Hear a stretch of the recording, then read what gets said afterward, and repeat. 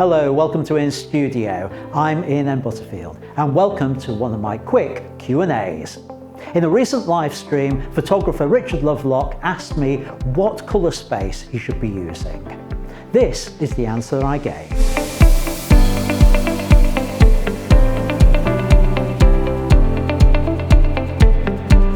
And Richard asked, what colour space would I recommend?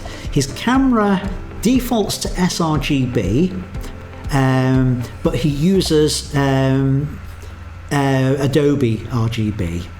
And uses Adobe. I don't know what that means, whether that's for editing or not. Should he be using Adobe or aRGB? Right, let me explain a little bit about the differences between them. sRGB is almost the de facto standard for colour spaces. Now, what's a colour space? A colour space is basically the number of colours or types of colours that can be represented within an image. So it's a sort of, if you think, I haven't got the diagrams to show you, but it's what colours can actually be rendered by that image. Now, sRGB is the standard.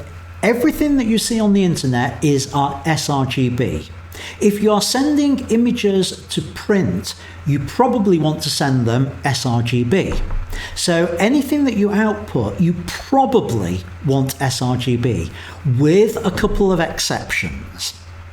The exceptions being, if you're doing stock photography, libraries such as Adobe want aRGB.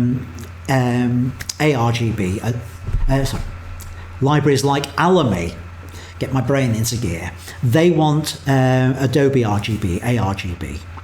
Now, aRGB has a much bigger gamut. It has a much bigger colour space. It can render a bigger range of colours. The problem with it is if you try to display an image that's aRGB in a web browser, it will look horrible and muddy because they don't understand colour profiles on there. So, why would you use it?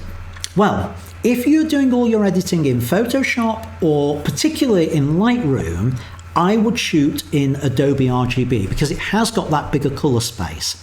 Then in Lightroom, there is a different colour space altogether, which is ProPhoto colour space. And that, again, is a wide gamut one. And the advantage of having that is you've preserved as many colours as possible for editing purposes, which means your edits will preserve the colours far better than sRGB. However, when you then export from Lightroom, if you're going, that image is going to the web or it's going to a lab to be printed, you want to make sure the colour profile that is assigned on export is sRGB, because that's what everything's expecting. So it's a little bit complicated. It's not a straight use one or the other. The general advice is shoot with the biggest colour space that you've got available to you, edit with the biggest colour space you've got available to you, output in sRGB, because that's the standard one. So the biggest available in your camera, Richard, is aRGB. The biggest available in Lightroom is ProPhoto, if I've remembered that right, but export in sRGB. And that is how I work, and that tends to be how most pros work on there. So hopefully that's dealt with all that. I hope you found this video on colour space helpful. If you did, and you want more tips to help improve your photography, hit that subscribe button and click the bell for notifications of future videos. Also, you can watch one of the videos which are on the screen now. So until next time, keep making great photos, and I'll see you in the next video. Bye for now.